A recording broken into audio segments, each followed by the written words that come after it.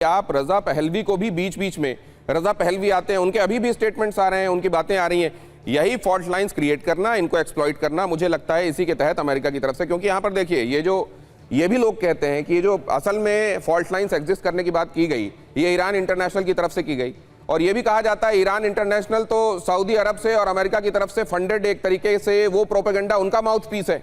तो क्या इस बात की संभावना है कि वाकई ये एक ऐसी चीज पोर्ट्रे की जा रही है जो एग्जिस्ट नहीं करती, और इनकी इसमें मंशा ये है कि शायद ये शिगुफा हमारा काम कर जाए? शुभदा चौधरी, देखिए, मैं पहली चीज तो ये बोलना चाहती हूँ कि पिछले 10 घंटे में एरिया 51 नेवाडा में 17 से ज्यादा अर्थक्वेक्स आए, यानी यूएस प्रोपेगेंडा के साथ साथ बहुत सारा न्यूक्लियर टेस्टिंग और फिर बहुत सारी और थर्मोन्यूक्लियर टेस्टिंग भी कर रहा है। दूसरी चीज ये है कि जहां तक बात रही ईरान इंटरनेशनल की, तो ईरान इंटरनेशनल जो थिंक टैंक है वो यूके में है, सऊदी फंडेड है, वो हमेशा रेजा पहलवी प्रो प्रोपेगेंडा करता है, एक्स पे अभी काफी एक्टिव हो गया है। तीसरा जो बहुत स्ट्रॉन्ग एक्टर है, जो apart from Jewish IUPAC lobby और बाकी की लॉबीज, MEK का जो मिलिटेंट ग्रुप है, वो भी बहुत सारे व्हाइट हाउस के लॉबीस्ट को, वहां के कांग्रेसमैन को पैसे देके रखा हुआ है।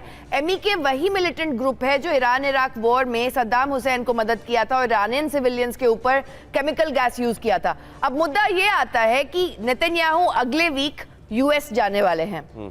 अब वो क्यों जाने वाले हैं? आज ही नेतन्याहू ने AI एडवर्टाइजमेंट किया, क्योंकि इलेक्शंस आने वाले हैं।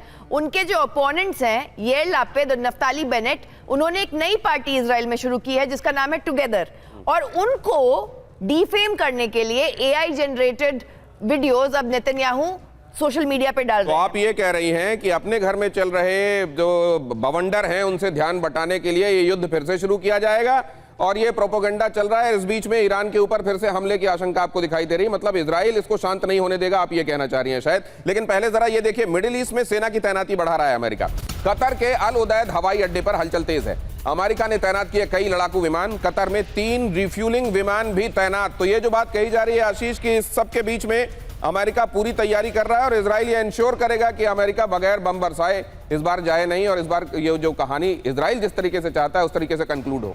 इजराइल तो कभी भी नहीं चाहता था कि ये जो उनका कैंपेन शुरू हुआ है वो किसी उनके डिजायर्ड अंजाम तक पहुंचे बिना, रुकना तो छोड़िए, पॉज भी ना ले। बट मेन फोकस हमेशा US पर ही रहा है, क्योंकि US के बिना इजराइल खुद भी यूनिलैटरली अकेले इतने सारे कंट्रीज के साथ में लड़ नहीं पाएगा। इनफैक्ट वो जो जियोपॉलिटिक्स है वेस्ट एशिया की, वो भी नहीं संभाल पाएगा। ऐसे में US फेज 2 की तैयारी एक प्रेशर के तौर पर भी, और जब जरूरत पड़े तब वो किस तरह से अप दी एंटे करे और किस तरह से टेम्पो बढ़ा दे, और वो पिछली बार से हमेशा ज्यादा ही होगा। देखिए, जब आप लगातार किसी वॉर में, किसी मिलिट्री कैंपेन में हथौड़ा मार रहे होते हैं और चीजें नहीं टूटती है ना, फिर आप पानी पी के पसीना पोंछ के जब आप मारते हैं तब अगली बार और जोर से मारते हैं। और यही एग्जैक्टली आपको इन तस्वीरों में और ऐसी तरह की सीरीज में आपको दिखाई दे रहा है कि इससे बेहतर, ज्यादा इंटेंस फेज 2 की तैयारी कर रहे हैं। इससे ज्यादा इंटेंस अगर फेज 2 की तैयारी है क्या? इसीलिए अराक्ची इस बात को भांपते हुए ये बताने में लगे हुए हैं, खासतौर से उन कंट्रीज को जिनके साथ उनकी बातचीत है, कि देखिए हम तो अपनी तरफ से कोशिश कर रहे हैं, लेकिन असल में इनकी मंशा बातचीत करके समाधान की है ही नहीं। ये फेज 2 से पहले ये एक तरीके से ये स्थापित करना चाहते हैं कि गलती में ईरान है, इसके बियॉन्ड इनकी और कोई मंशा नहीं है। बातचीत की रट के पीछे। और ईरान के पूर्व विदेश मंत्री मुत्ताकी का इस बीच में बड़ा दावा आया है, सैन्य कार्रवाई कर ईरान हटाएगा नाकाबंदी, अमेरिकी नाकाबंदी पर जल्द एक्शन लिया जाएगा, ये मुत्ताकी कह रहे हैं। नाकाबंदी का मतलब युद्ध की घोषणा है, मुत्ताकी का कहना है। तो ये मुत्ताकी क्यों कह रहे हैं?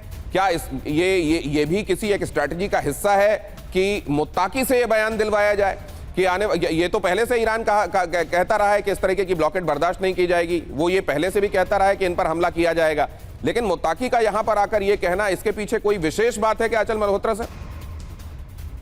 कि देखिए, मैसेजिंग करनी है, उन्होंने अपना मैसेज देना है, आप किसी के भी थ्रू करा सकते हैं, क्योंकि चूंकि बाकी जो लीडर्स लगे हुए हैं इस बीच में बातचीत के उसमें, तो शायद वो चाह रहे हैं कि अभी उनको आगे, मतलब उनकी तरफ से ये एक रास्ता खुला रहे, एक विंडो खुली रहे, तो किसी एक ऐसे न्यूट्रल को पकड़ा जाए जिसका थोड़ा बहुत स्टेचर भी है, being an x foreign minister, तो जो कहलवाना है उससे भी कहलवाया जाए, ये एक पॉसिबिलिटी हो सकती है। अच्छा, बहरहाल जहां तक ईरान का सवाल है, ईरान तो ये मान ही नहीं रहा। वो तो कह रहे हैं जैसे ये ब्लॉकेड है तो वॉर तो खत्म हुई नहीं। उनके पॉइंट ऑफ व्यू से अमेरिका ने वॉर खत्म नहीं करी, भले सीज फायर हो गया, तो ईरान का ये जो आप बात कह रहे हैं ये हमारे दर्शकों को समझने के लिए बड़ी महत्वपूर्ण बात है।